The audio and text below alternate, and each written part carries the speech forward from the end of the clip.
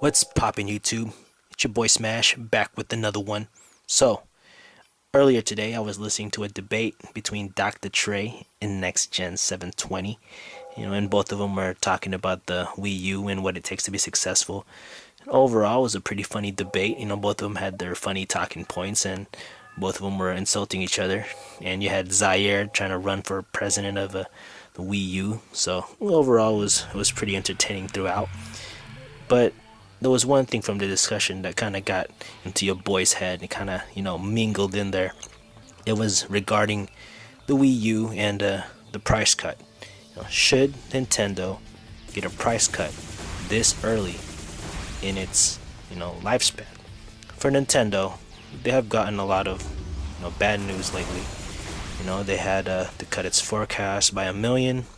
They had a weak sales in January, only about 55K in North America, which is really bad.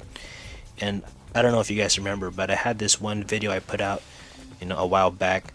It was titled, "Is Nintendo Doomed?" And it had that, that upside down Wii U logo and a sad face and whatnot. At the end of that video, I said that the Nintendo stock closing day at that time was at $12.04. Right now, when the stock market closed, it's $11.39. So, Nintendo stock dipped again, and it's constantly on a dip. It's looking bearish right now. It looks like Nintendo's stocks are suffering through a bear market right now. So, should the Wii U get a price cut this early? In my opinion, I would have to say no, it should not get a price cut. There's no way Nintendo should do a price cut this early. It would totally hurt their company. The Wii U, it's already being sold at a loss. It's been reported that it's, selling at a loss. So if you're gonna price cut it this early, it's gonna put the company in a much deeper hole. Nintendo has already suffered 2 years of, losses. And, if you take a price cut now, it's gonna put them more in a hole, and it's gonna be harder for them to recover. And the only way for Nintendo to make a profit right now is through software. They have to sell their games. So how can they, do a price cut now when all the big heavy hitters hasn't come out yet? The Marios, the Zeldas, the Xenoblade 2s. Why would they do a price cut now when the games didn't come out yet? They're not going to make a profit at all. So that's just basically, if you do a price cut now with no first party support, that's like cutting off your leg. Seriously, that's what I feel. You sure you have your Marios and your Pikmin 3s coming out, but you need to have more than that to when you do a price cut, so you can make more of a profit and cut your losses, or even make a profit. But it's really hard, and doing a price cut this early without first party support, I think it's dangerous, and it's like what I said, it's like cutting off your leg. And think about this. Will a price cut even work? So here's some perspective about this. Let's say Black Bond. We all know Black Bond. Black Bond, he's gonna buy a Wii U. He will. As soon as the Zelda comes out, the Xenoblade comes out, for sure that Black Bond will buy a Wii U. But if there's a price cut now, will Black Bond buy a Wii U? The answer is no. He will not buy a Wii U even with the price cut. Most likely he won't. Why? Because he doesn't have the games that he wants. So, what to do now? Well, the thing to do now is just to wait for the big exclusives. Monster Hunter, Wonderful 101, Pikmin, and Bayonetta to come out. And to tell you the truth, there's really nothing Nintendo could really do at this point. This was their plan. This was the launch that they envisioned. These were the games in their vision. The only problem was that the expectations was too high. And yeah, there was delays and losing exclusives like, Ninja Gaiden and Rayman. But, Nintendo should have been more prepared. They should have had a plan B. To tell you the truth, the best plan is to be ready for anything. So I think Nintendo should have been more prepared, or should have, did some more thought when it comes to their launch. if all these exclusives come out and the system, doesn't surpass, I would say, 4.5 or maybe 5 million, then I think Nintendo should do some major like revamping when it comes to, the company, when it comes to advertisement and, their PR teams. They should,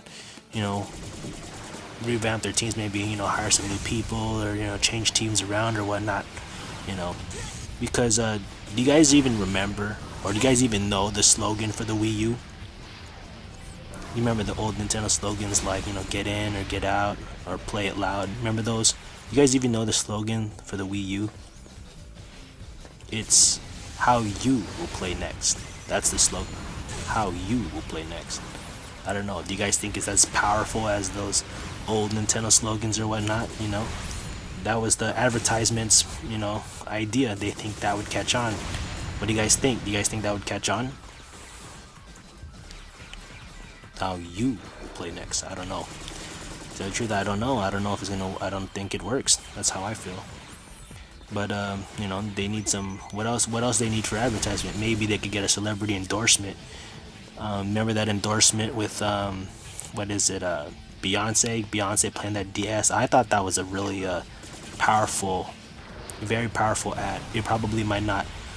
We're probably not the target market for it, but I think it's a really powerful ad to see Beyonce, who's basically the queen of R&B of today, even though she lip syncs. But yeah, the queen of R&B today, out with the DS and just playing it and having fun. I think that is a really powerful ad, to the point where it could impact something culturally. It's culturally cool to have the cool people, or have the queen of R&B play a DS, or was it what's her name, Penelope Cruz, whatnot.